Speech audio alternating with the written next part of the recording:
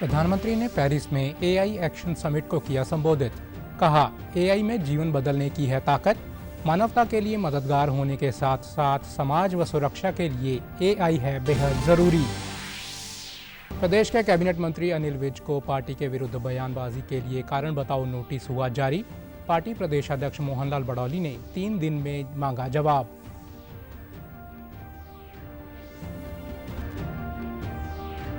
प्रदेश में नगर निकाय चुनाव के लिए आज से नामांकन प्रक्रिया हुई शुरू। 19 फरवरी तक कर सकते हैं नामांकन। सभी पार्टियां प्रत्याशियों के नामों पर कर रही हैं मंथन।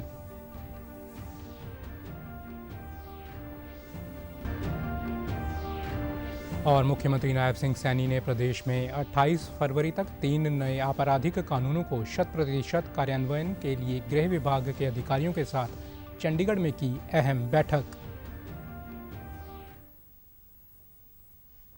नमस्कार, मैं चंदन शर्मा। अब समाचार विस्तार से। प्रधानमंत्री नरेंद्र मोदी ने अपने फ्रांस दौरे के साथ पेरिस में एआई एक्शन समिट को संबोधित किया। फ्रांस के राष्ट्रपति इमैनुअल मैक्रों भी कार्यक्रम में मौजूद रहे व विश्व भर से कई नेता भी इस अवसर पर उपस्थित थे। प्रधानमंत्री ने इस समिट की मेज़बानी के लिए राष्ट्रपति मैक्रों का आभार व्यक्त किया।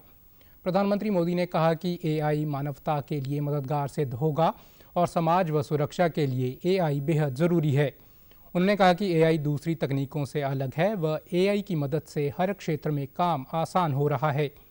एआई में ज़िंदगी बदलने की ताकत है। उन्होंने उम्मीद जताई कि एआई से नई नौकरियों के अवसर बढ़ेंगे। उन्होंने कहा कि भारत का एआई मिशन कारगर है और भारत जन कल्याण के लिए एआई का इस्तेमाल कर रहा है। पीएम ने कहा कि एआई के लिए साझा मूल्य नियमों की ज़रूरत है व ग्लोबल साउथ सहित सबके लिए उपलब्धता पर बात होनी चाहिए। एआई में लाखों लोगों के जीवन को बदलने की क्षमता है और विश्वास व पारदर्शिता सुनिश्चित करने की दिशा में काम होना चाहिए। साथ ही साइबर सुरक्षा व डीप फेक की चुनौतियों पर मंथन की आवश्यकता है। उन्होंने कहा कि भारत ने सक्षम डिजिटल पब्लिक इंफ्रा तैयार किया है व भारत जन कल्याण के लिए तकनीक विकसित कर रहा है। एआई केंद्रित भविष्य के लिए कौशल विकास पर जोर दिया जाना चाहिए। Our polity, our economy, our security, and even our society. AI is writing the code for humanity. AI is writing the code for humanity in this century. But it is very different from other technology milestones in human history. AI is developing at an unprecedented scale and speed and being adapted and deployed even faster. There is also a deep interdependence across borders. Therefore, there is a need for collective global efforts.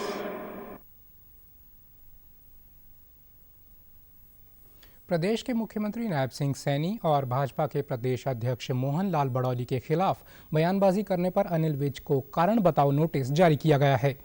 Party ने उनसे 3 दिन में जवाब मांगा है। BJP प्रदेश अध्यक्ष की तरफ से जारी इस नोटिस में कहा गया है कि दिल्ली में चुनाव के दौरान इस प्रकार की बयानबाजी से पार्टी की छवि को नुकसान होगा। ये जानते हुए आपने ये बयान दिए, ये पूरी तरह से अस्वीकार्य है। राष्ट्रीय अध्यक्ष के निर्देशानुसार आपको ये कारण बताओ नोटिस जारी किया जा रहा है। आपसे अपेक्षा करते हैं कि 3 दिन में आप इस विषय पर लिखित स्पष्टीकरण देंगे। वहीं मुख्यमंत्री नायब सिंह सैनी आज दिल्ली दौरे पर हैं। उन्होंने केंद्रीय मंत्री मनोहर लाल से उनके आवास पर भेंट की। सीएम ने कहा कि बैठक के दौरान आगामी नगर निकाय चुनावों सहित विभिन्न संगठनात्मक विषयों पर विस्तृत एवं सार्थक चर्चा कर उनका मार्गदर्शन प्राप्त किया है। इस अवसर पर भाजपा प्रदेश अध्यक्ष मोहनलाल बड़ौली और प्रदेश संगठन महामंत्री फणींद्र नाथ शर्मा जी भी उपस्थित रहे। प्रदेश में नगर निकाय चुनाव के तहत आज से नामांकन भरने की प्रक्रिया शुरू हो गई है। नगर निकाय चुनाव 2 मार्च को होंगे, जबकि 12 मार्च को मतगणना व परिणाम घोषित किए जाएंगे। चुनाव को शांतिपूर्वक संपन्न करवाने के लिए संबंधित जिला प्रशासन द्वारा सभी आवश्यक तैयारियां एवं पुख्ता प्रबंध किए जाएंगे। नगर निकायों के चुनाव व मेयर का उपचुनाव के लिए 17 फरवरी तक सुबह 11 से दोपहर 3 बजे तक राजपत्रित अवकाश को छोड़कर सभी कार्य दिवसों में नामांकन पत्र दाखिल किए जा सकते हैं और 18 फरवरी को नामांकन पत्रों की जांच होगी। संबंधित उम्मीदवार 19 फरवरी को सुबह 11 बजे से 3 बजे तक नामांकन वापस ले सकते हैं। प्रदेश में इन चुनाव के संबंध में सभी राजनीतिक पार्टियां अपने अपने प्रत्याशी घोषित करने के लिए मंथन कर रही हैं। किसी भी पार्टी की ओर से अभी तक अपने प्रत्याशियों की सूची जारी नहीं की गई है। इस कड़ी में आज चंडीगढ़ में इनेलो के नेता अभय सिंह चौटाला ने निकाय चुनाव को लेकर पार्टी के नेताओं के साथ चर्चा की। प्रयागराज महाकुंभ संगम स्टेशन के बंद होने की कुछ वीडियो सोशल मीडिया पर लगातार वायरल हो रही है, जो श्रद्धालुओं के मनोबल को घटा रही है। इसमें बताया जा रहा है कि प्रयागराज में स्टेशन को बंद कर दिया गया है, लेकिन असल में ऐसा नहीं है। अंबाला रेल मंडल के डीआरएम ने वायरल वीडियो को लेकर कहा कि यह सिर्फ अफवाह है। यात्रियों की सुविधा को देखते हुए महास्नान से एक दिन पहले संगम स्टेशन को अस्थायी तौर पर बंद किया जाता है। यह स्टेशन घाट के मात्र 1.5 किलोमीटर की दूरी पर है और इसके लिए किसी भी ट्रेन को कैंसिल नहीं किया जाता। ट्रेनों को महासंगम में महाघाट के पास लगते 8 स्टेशन पर डाइवर्ट कर दिया गया है। उन्होंने बताया कि अंबाला डिवीजन से भी कई अतिरिक्त रेलगाड़ियां चलाई गई हैं ताकि श्रद्धालु आराम से महाकुंभ जा सकें। भारतीय रेलवे के 8 स्टेशन हैं और संगम स्टेशन भी उसमें से एक स्टेशन है। हम लोग अलग अलग स्टेशनों के थ्रू, अलग अलग ट्रेन सर्विसेज के थ्रू अपने यात्रियों को सुविधाएं दे रहे हैं। तो रही बात इस वीडियो की, मैं ये बताना चाहता हूँ कि जैसे कि अभी बुधवार का शाही स्नान का दिन है, उससे पहले जो लोकल एडमिनिस्ट्रेशन रेलवे के साथ कोऑर्डिनेशन करते हुए भीड़ को एक सुचारू रूप से हैंडल करने के लिए इस स्टेशन को टेम्पररी तौर से इनका एक्सेस को रेगुलेट करवाते हैं, क्योंकि ये स्टेशन उस स्नान एरिया के बिल्कुल 1.5 किलोमीटर के आसपास है। तो मैं आपको ये भी बताना चाह रहा हूँ कि ये स्टेशन जिस तरह से दिखाया जा रहा है, इसमें कोई ऐसी घबराने की या घबराहट की कोई आवश्यकता नहीं है। भारतीय रेल अपनी पूरी सुविधाएं यात्रियों को, श्रद्धालुओं को दे रहा है। मैं आपको ये भी बताना चाहूंगा कि 9 फरवरी को, जो कि एक शाही स्नान का दिन नहीं था, हमने 12.5 लाख यात्रियों को सर्व किया है और इसमें हमारी लगभग 330 ट्रेनें इस एरिया में यात्रियों को लेके या आई थी और या लेके चली गई हैं। मुख्यमंत्री नायब सिंह सैनी ने प्रदेश में 28 फरवरी तक 3 नए आपराधिक कानूनों के 100% कार्यान्वयन सुनिश्चित करने के संबंध में गृह विभाग के अधिकारियों के साथ कल चंडीगढ़ में अहम बैठक की। इस दौरान सीएम ने निर्देश देते हुए कहा कि नए कानूनों को धरातल पर लागू करने के लिए ढांचागत विकास के साथ साथ संबंधित कर्मचारियों को प्रशिक्षण प्रदान किया जाए। नए प्रावधानों के अनुसार पुलिस थानों में हाई स्पीड इंटरनेट व्यवस्था, वीडियो कॉन्फ्रेंसिंग के माध्यम से आरोपियों की पेशी और गवाही, 0 एफआईआर की मॉनिटरिंग सहित सभी व्यवस्थाओं को तीव्र गति से आगे बढ़ाया जाए ताकि पीड़ितों को जल्द से जल्द न्याय मिल सके। उन्होंने कहा कि वीडियो कॉन्फ्रेंसिंग से गवाहों की गवाही हेतु अदालतों के साथ समन्वय करके व्यवस्था तैयार की जाए। प्रदेश में फॉरेंसिक मोबाइल वैन की संख्या में वृद्धि की जाए। बैठक में जानकारी दी गई कि वर्तमान में प्रदेश में 23 मोबाइल फॉरेंसिक साइंस यूनिट संचालित हैं। इनकी संख्या बढ़ाकर 40 की जाएगी। सीएम ने कहा कि 0 एफआईआर की निरंतर मॉनिटरिंग की जाए, साथ ही इंटर स्टेट 0 एफआईआर पर भी निगरानी रखी जाए और संबंधित एजेंसी को वो एफआईआर त्वरित भेजी जाए ताकि न्याय मिलने में देरी ना हो। गृह विभाग की अतिरिक्त मुख्य सचिव डॉक्टर सुमिता मिश्रा ने मुख्यमंत्री को अवगत कराया कि नए आपराधिक कानूनों के तहत अधिकतर प्रावधानों को लागू कर दिया गया है। Interoperable criminal justice system का crime and criminal tracking network and system के साथ 100% एकीकरण किया जा चुका है। अदालतों में ऑनलाइन माध्यम से चालान पेश किए जा रहे हैं। सभी संबंधित विभागों के अधिकारियों को निर्देश जारी किए जा चुके हैं कि नए प्रावधानों के अनुसार जरूरी बदलावों को अपनाते हुए 28 फरवरी तक इन कानूनों को पूर्ण रूप से लागू किया जाए। कैथल के जिला प्रशासन, NIC व RKSD कॉलेज द्वारा महाविद्यालय के परिसर में आज सुरक्षित इंटरनेट दिवस पर जागरूकता कार्यक्रम आयोजित किया गया। इस दौरान उपायुक्त प्रीति ने कहा कि सरकार की तरफ से साइबर सिक्योरिटी को लेकर अनेकों कदम उठाए गए हैं, लेकिन साइबर सिक्योरिटी के लिए सबसे पहले हमें खुद को जागरूक करना होगा। हमें इंटरनेट से संबंधित अपनी जिम्मेदारी का निर्वहन गंभीरता से करना होगा।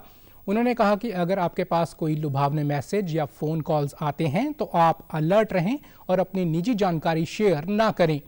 कॉलेज के प्रधानाचार्य SK गोयल ने कहा कि इस कार्यशाला का उद्देश्य युवाओं व लोगों के बीच साइबर धोखाधड़ी व इंटरनेट के सही प्रयोग के बारे में जागरूक करना है। कर सकते हैं घटना को, और उसके बाद भी अपने वेबसाइट के माध्यम से आप किसी भी तरह के फ्रॉड को रिपोर्ट कर सकते हैं, और उसके ऊपर पुलिस प्रशासन तुरंत से एक्शन लेता है और आगे की कार्रवाई लीगल तरीके से की जाती है। जितने भी स्टूडेंट्स पार्टिसिपेंट्स थे और इवन टीचर्स और हम खुद कुछ ना कुछ नई नॉलेज के साथ में यहाँ से जाएंगे। इस बारे में, इस विषय में अपने सामाजिक लेवल पे चर्चा करेंगे और एक सेफ समाज की तरफ मल्टी फेसेटेड यूसेज करना है, जिसमें हम लोग सेफ्टी फीचर्स में सिर्फ फेशियल एक्सप्रेशंस को यूज करते हैं, पास कीज को यूज करते हैं। तो there has to be a combination of these passwords and facial expressions or features. अपने स्टूडेंट्स को ये जरूर कहना चाहूँगा कि वो आज जो भी इंटरनेट को लेकर जितने भी आयाम है वो इन बातों को जानते हैं, वो अपनी सुरक्षा के बारे में भी अपनी जो जानकारी है वो दिन प्रतिदिन हासिल करते रहें और इस जानकारी को अपने घर में बुजुर्गों के साथ और समाज के अन्य व्यक्तियों के साथ शेयर करते रहें, ताकि हम एक ऐसे समाज का निर्माण कर सकें जिसमें हम इंटरनेट का जो उपयोग है उसको सबके लाभ के लिए करें और हम खुद जो है वो सेफ भी महसूस करें। वहीं जिला सूचना प्रौद्योगिकी अधिकारी दीपक खुराना ने साइबर धोखाधड़ी से बचाव संबंधित जानकारियां दी। हमें अपने ईमेल आईडी व अन्य सोशल अकाउंट का पासवर्ड मजबूत रखना चाहिए। वहीं साइबर पुलिस थाना SHO शुभ्रांशु कुमार ने कहा कि सभी इंटरनेट का उपयोग सावधानी से करें। अगर आपके साथ कोई साइबर क्राइम होता है तो उसकी सूचना तुरंत टोल फ्री नंबर 1930 पर और संबंधित पुलिस थाना को रिपोर्ट जरूर करें।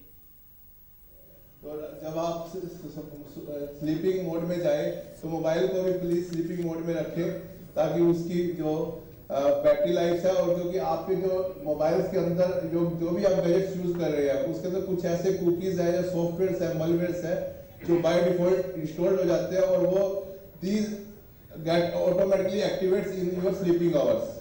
इन the nights these applications works automatically and दे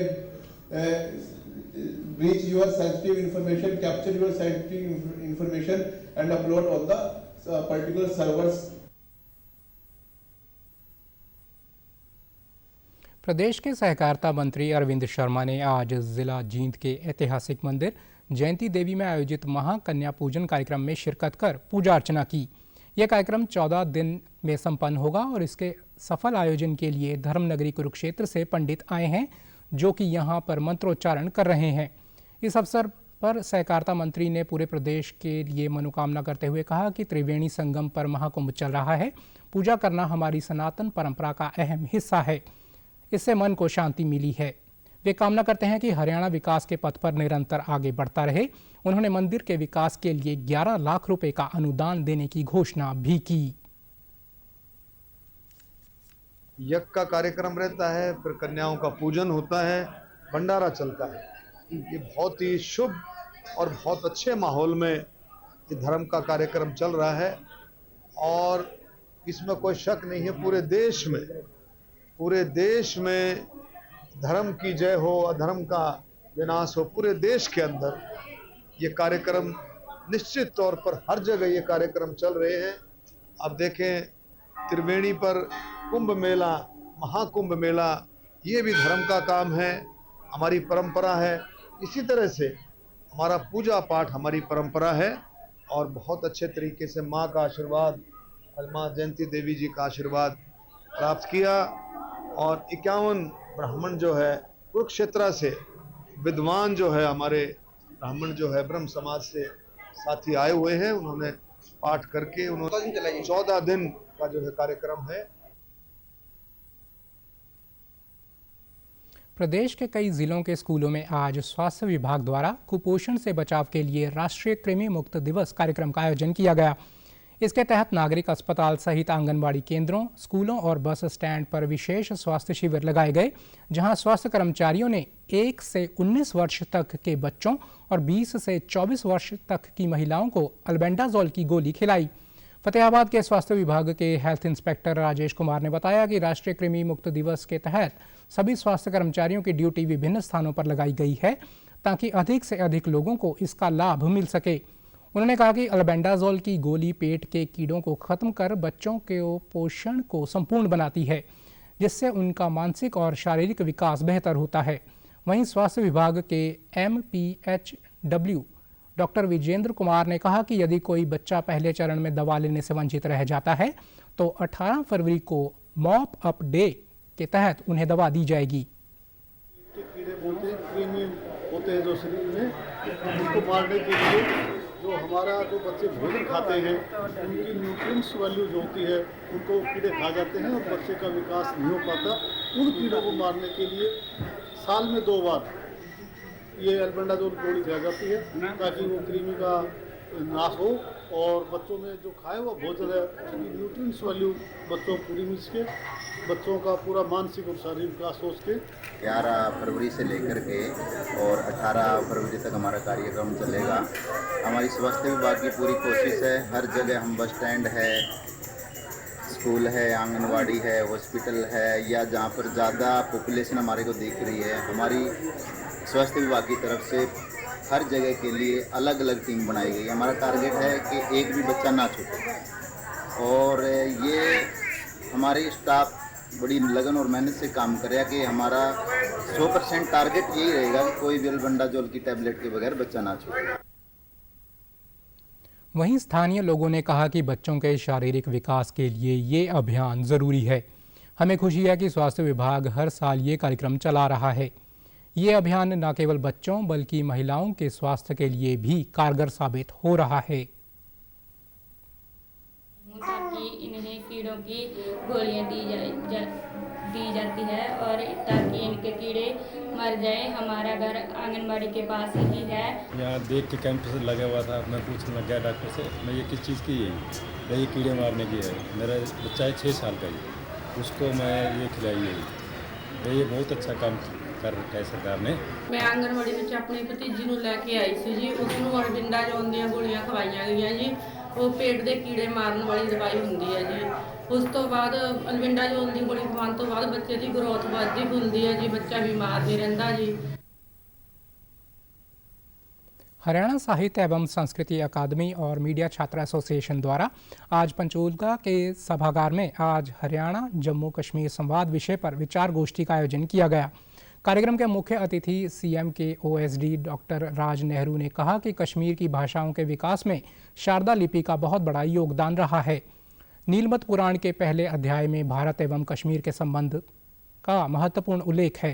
वहीं अकादमी के कार्यकारी उपाध्यक्ष प्रोफेसर कुलदीप चंद अग्निहोत्री ने जम्मू कश्मीर की समृद्ध विरासत पर शोध परक दृष्टिपात किया। उन्होंने कहा कि हमें अपनी चेतना के स्तर को व्यापक बनाना होगा। उन्होंने कश्मीरी छात्रों से आह्वान किया कि वे देश की प्राचीन सभ्यता व संस्कृति को अपने अध्ययन के केंद्र में रखें। मीडिया छात्र एसोसिएशन के अध्यक्ष नरेंद्र सिंह ने इस परिचर्चा को सामाजिक समरसता के लिए ज़रूरी बताया। जो नई सड़कें बन रही हैं उन पर जो बोर्ड लगे हुए हैं वो हिंदी और अंग्रेजी में है। कश्मीर में कुछ लोगों ने डिमांड की थी कि इसमें उर्दू में भी लगाया जाए। तो आज कश्मीरी बच्चों से जब बातचीत हुई, नरेंद्र जी ने भी कहा, बच्चों की आवाज़ ही आ रही थी कि भाई उर्दू की मांग तो की लेकिन कश्मीरी की मांग करनी चाहिए थी। कश्मीर में कश्मीरी में क्यों ना लगाया जाए? हिंदी अंग्रेजी में तो है ही, लेकिन जो फिर तीसरी भाषा में लगाना है तो उर्दू की बजाय कश्मीरी भाषा में क्यों ना लगाया जाए? तो ये मैं समझता हूँ इन स्टूडेंट्स की ये डिमांड जो है, इन्होंने कहा कि हम सरकार को चिट्ठियाँ लिखेंगे, मैसेज भेजेंगे, जो प्रोसीजर आजकल है। तो मैं इससे बड़ा उत्साहित हूँ। जैसे मैंने शुरू में कहा, कश्मीरी बच्चों का हरियाणा भ्रमण और हरियाणा के बच्चों का कश्मीर भ्रमण ये हम पिछले 3 साल से लगातार कर रहे हैं। ये हमारा 8वां इवेंट है और इस इवेंट्स में जो साउथ कश्मीर के बच्चे हैं उनको हम लोगों ने बुलाया है और यहाँ हरियाणा के विभिन्न दर्शनीय स्थल, कुछ विश्वविद्यालय, कुछ लोगों के साथ इनके इंटरेक्शन कराएंगे। हरियाणा जम्मू कश्मीर की परिचर्चा में हिस्सा ले रहे जम्मू के प्रतिभागियों ने कश्मीर की समृद्ध विरासत के संदर्भ में विचार रखते हुए कहा कि आज के संवाद से यही अनुभव मिला है कि हमें अपनी जड़ों से जुड़कर आगे बढ़ना है।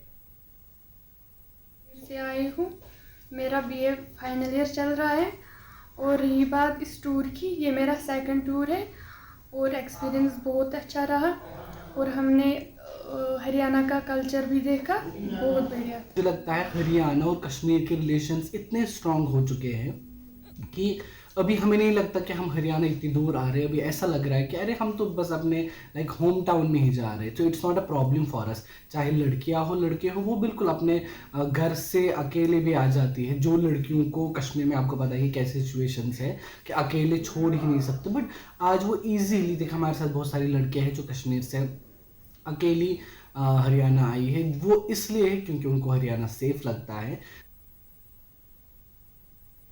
कृषि विभाग द्वारा प्राकृतिक खेती योजना के अंतर्गत आज पलवल में जिला स्तरीय किसान कार्यशाला का आयोजन किया गया, जिसमें करीब 300 किसानों ने भाग लिया। विभाग उप कृषि निदेशक डॉक्टर वीरेंद्र देव आर्य ने किसानों को प्राकृतिक खेती करने के बारे में जागरूक करते हुए कहा कि प्राकृतिक खेती रासायनिक उर्वरक और कीटनाशकों के बिना की जाने वाली खेती है। ये खेती पशुधन और स्थानीय संसाधनों पर आधारित होती है। प्राकृतिक खेती में प्रकृति में मौजूद चीज़ों का इस्तेमाल किया जाता है। इस खेती में मिट्टी के स्वास्थ्य को बेहतर बनाने के लिए सूक्ष्म जीवों का भी इस्तेमाल किया जाता है। उन्होंने किसानों से रासायनिक खेती को छोड़कर प्राकृतिक खेती करने की अपील की। प्राकृतिक खेती से जिस अन्न का उत्पादन होगा वो स्वास्थ्य के लिए उत्तम होगा। प्राकृतिक खेती कैसे की जाती है और प्राकृतिक खेती करते वक्त हमें किन किन सावधानियों का ध्यान रखना चाहिए और क्या क्या उसमें प्राकृतिक खेती करते वक्त किन किन कृषि उत्पाद की ज़रूरत पड़ती है जो कि हम अपने घर पे स्वयं ही तैयार कर सकते हैं, उसके बारे में किसानों को जानकारी दी जा रही है। किसानों से यही अपील की गई है, चाहे किसान छोटा है चाहे बड़ा है, वो अपने घर के खाने के लिए प्राकृतिक खेती से ही अन्न का उत्पादन करे, क्योंकि प्राकृतिक खेती से जो अन्न का उत्पादन होगा उसमें किसी भी तरह का कोई रासायनिक खाद या कोई कीटनाशक का प्रयोग नहीं होगा और उसकी जो क्वालिटी है उत्पादन की वो सुपीरियर होती है, जिससे कि जो किसान भाई अपने घर में कंज्यूम करते हैं उसको बीमारियों से बचा जा सकता है। और वहीं कार्यशाला में आए किसानों ने बताया कि प्राकृतिक खेती भारतीय परंपरा का हिस्सा है। ये खेती पर्यावरण के अनुकूल है। प्राकृतिक खेती में मिट्टी के प्राकृतिक स्वरूप को बनाए रखा जाता है। प्राकृतिक खेती में उत्पादन अधिक और लागत कम होती है। और इसमें किसानों को प्राकृतिक खेती की ज़रूरत हमें क्यों है, हमारे पर्यावरण, हमारे मानवता और हमारे जीव जंतुओं के जो उनके जो सेहत पर जो इसका प्रभाव है, हमारा जो कीटनाशक हमारे बीच में जो प्रचुर मात्रा में दिन प्रतिदिन बढ़ता जा रहा है। प्राकृतिक खेती क्यों करनी है और उसके लिए किन किन संसाधनों की ज़रूरत है। और प्राकृतिक खेती के लिए सबसे ज़्यादा उपयोगी हमारे लिए गौ माता है, इससे गोवंश की रक्षा भी होगी। और मैं किसान साथियों से अपील करता हूं, आप प्राकृतिक खेती के साथ साथ औषधीय खेती को भी बढ़ावा दें। पिछले 9 साल से प्राकृतिक खेती कर रहे हैं, उसी के बारे में थोड़ा सा अपने जानकारी साझा करेंगे, जिससे कि किसान साथियों का कल्याण हो, देश का कल्याण हो, समाज में निरोगता हो। परीक्षा पे चर्चा कार्यक्रम में शामिल हुए सिरसा जिले के गोरीवाला गांव के अजय प्रधानमंत्री से बातचीत के बाद काफ़ी उत्साहित हैं। अजय ने बताया कि प्रधानमंत्री मोदी ने उनके द्वारा पूछे गए सवाल का जवाब भी बहुत ही विनम्रता से दिया। पीएम ने सभी छात्रों के साथ मैत्रीपूर्ण व्यवहार से बातचीत की। अजय ने कहा कि उन्होंने अपनी एक वीडियो शिक्षा विभाग के पोर्टल पर अपलोड किया था और उसी के आधार पर उनका परीक्षा पे चर्चा में पीएम से बातचीत करने के लिए चयन हुआ था। मिलने के बाद बहुत ज़्यादा खुशी हो रही है। उनसे मिले तो हमने सोचा कि इतना फॉर्मल होगा कि वो प्रधानमंत्री वो थोड़े दूर होंगे, हम थोड़े दूर होंगे, पर ऐसा बिल्कुल नहीं था। मैंने 2 सवाल पूछे। मेरा पहला सवाल था, सर हम मनन कर लेते हैं, बात सुन लेते हैं, चिंतन भी कर लेते हैं कि बात राइट है गलत है, पर हम उसे आत्मसात खुद पे अप्लाई नहीं कर पाते। तब उन्होंने आंसर दिया कि हमें ग्रेजुअल स्टेप्स लेने चाहिए, हमें अपना टाइम टेबल बनाना चाहिए, मैं धीरे धीरे प्रैक्टिस करनी चाहिए। अगर हम ऐसे प्रैक्टिस करेंगे तो एक दिन आएगा कि सक्सेस हम प्राप्त कर पाएंगे। डिस्ट्रिक्ट में एक वीडियो सिलेक्ट हुई, वो हरियाणा के SCRT को भेजी गई। हरियाणा के SCRT के पास टोटल 22 जिलों से 22 वीडियोज़ हो गई। उन्होंने 10 वीडियो सिलेक्ट की, मैं 10 NCRT को भेजी। NCRT ने 2 वीडियो सिलेक्ट की और उन 2 बच्चों को मुझे और महेंद्रगढ़ से खुशी को बुलाया गया। फिर उन 2 बच्चों में से 105 बच्चे आ गए थे पूरे भारत में से। उन 105 बच्चे में से 36 बच्चे ही सिलेक्ट किए गए, जिनमें भाग्यवश मेरा भी नंबर था। प्रधानमंत्री से मुलाकात के बाद अजय के परिजनों में खुशी का माहौल है। अजय के पिता पुरुषोत्तम ने कहा कि उन्हें अपने बेटे पर गर्व है। पीएम से मुलाकात अजय के लिए किसी सपने से कम नहीं थी, जिसे उसने साकार कर दिखाया। वहीं अजय की माता कृष्णा रानी ने कहा कि उन्हें गर्व है कि उनका बेटा इतनी बड़ी उपलब्धि हासिल कर सका। प्रधानमंत्री के सामने अपनी कविता सुनाकर उसने पूरे परिवार को गौरवान्वित किया है। और बहुत ही अच्छा लगा जी, बहुत अच्छा महसूस कर रहे हैं जी। हाँ, ये बचपन से ही है जी। जो पहली बार इसको स्कूल में लगाया वहाँ से ही टीचर कह रहे थे बहुत अच्छा बच्चा है, आप इसकी पढ़ाई पर थोड़ा ध्यान करें। तो जो इस बच्चे ने टीचरों से किया वो अच्छा किया जी, पढ़ाई अच्छी की रही जी। ये बहुत पढ़ाई में बहुत अच्छा है, मन लगा कर पढ़ता है और सबसे ज़्यादा इसकी पढ़ाई है। तो हमें इस बारे में भी खुशी बहुत ज़्यादा है कि भी सबसे ज़्यादा तो मैं ना प्रिंसिपल मैम का, जैसे इनके टीचर हैं, इनका स्वागत करती हूँ धन्यवाद से। भी नहीं सोचा था कि भी ऐसा भी कुछ होगा, देखा था पर सोचा नहीं था, पर अब ये हुआ तो हमें भी बहुत खुशी हुई थी। वहीं आरोही स्कूल की प्रधानाचार्य नीता नागपाल ने बताया कि अजय ने पीएम नरेंद्र मोदी से मुलाकात करके गांव और स्कूल का नाम रोशन किया है। अजय कुमार का व्यवहार काफ़ी अच्छा है और वो भविष्य में दूसरे विद्यार्थियों के लिए प्रेरणा स्रोत बनेगा। अजय कुमार पढ़ाई में भी काफ़ी अच्छा है। Multi talented boy, he is a good singer also, he is a good poet also. और सबसे बड़ी बात उसमें कॉन्फिडेंस लेवल बहुत अच्छा है और इसी वजह से वो प्रधानमंत्री जी तक पहुंचा है और उनसे बात की है। चारों तरफ खुशी का माहौल है, स्पेशली इन स्कूल में सभी बहुत खुश हैं और मैं और मेरी टीम हमेशा हम बच्चों के लिए काम करते रहते हैं और आगे भी करते रहेंगे और कम्युनिटी का पार्टिसिपेशन भी हमें बहुत ज़्यादा मिलता है। चंडीगढ़ के सेक्टर 46 में आज हरियाणा की ओर से इंडियन ऑडिट एंड अकाउंट्स विभाग द्वारा करवाए जा रहे नॉर्थ जोन फुटबॉल टूर्नामेंट की शुरुआत हुई। इस अवसर पर IAAS Nazli Jafri CIN principal accountant general audit Punjab Chandigarh ने मुख्य अतिथि के तौर पर शिरकत की। टूर्नामेंट में नॉर्थ जोन की 7 टीमें भाग ले रही हैं। वह आज सुबह दिल्ली और उत्तराखंड की टीमों के बीच मैच खेला गया। नाजरी ने टूर्नामेंट के बारे में अतिरिक्त जानकारी साझा की। नॉर्थ जोन की 7 टीमों की ने भागीदारी है इसमें और CNAG के एजेस में ये एक महत्वपूर्ण कड़ी है। हमारे विभाग में स्पोर्ट्स और बाकी चीज़ों को बहुत काम के साथ साथ उतना ही महत्व दिया जाता है और AG हरियाणा की जो कार्यशैली है और जो काम के प्रति, ऑडिट के प्रति उनका जो कमिटमेंट है, उसके साथ साथ सार्वजनिक सेवा के साथ साथ जो हमारे कर्मचारी हैं और अधिकारी हैं, उनमें एक अच्छी स्वस्थ जीवन शैली का इंकरेजमेंट हो, उसके लिए ये ऑर्गेनाइज किया जाता है। श्रम और रोजगार मंत्रालय ने राष्ट्रीय करियर सेवा NCS पोर्टल पर पंजीकृत नौकरी चाहने वालों के लिए देश विदेश में रोजगार के अवसरों को बढ़ाने के लिए एक प्रमुख नौकरी पोर्टल के साथ समझौता ज्ञापन पर हस्ताक्षर किए। इस अवसर पर केंद्रीय मंत्री डॉक्टर मनसुख मांडविया ने कहा कि इससे हर वर्ष NCS में 1 करोड़ 25 लाख अंतर्राष्ट्रीय रिक्तियां और 10 लाख से अधिक घरेलू रिक्तियों की जानकारी मिलने की संभावना है। उन्होंने कहा कि 40 लाख से अधिक नियोक्ता पंजीकृत हैं।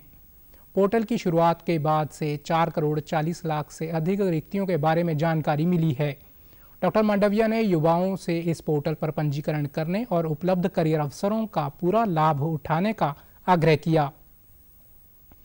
दिल्ली के यशोभूमि कन्वेंशन सेंटर में इंडिया एनर्जी वीक 2025 की आज से शुरुआत हुई।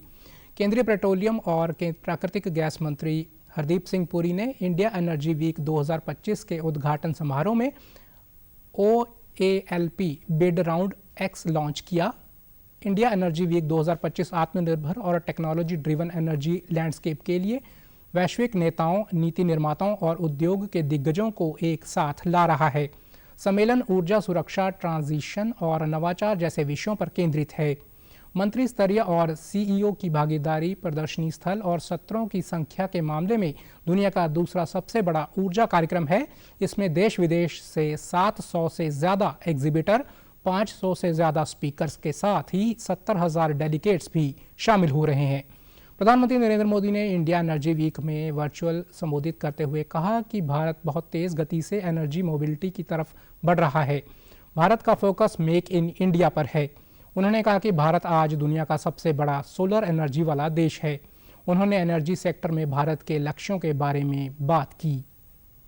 30 तक हम 500 gigawatt renewable energy capacity add करना चाहते हैं। साल 2030 तक भारतीय रेलवे ने नेट जीरो कार्बन एमिशन का टारगेट रखा है। साल 2030 तक हम हर साल 5 million metric ton green hydrogen कर सके, ये हमारा लक्ष्य है।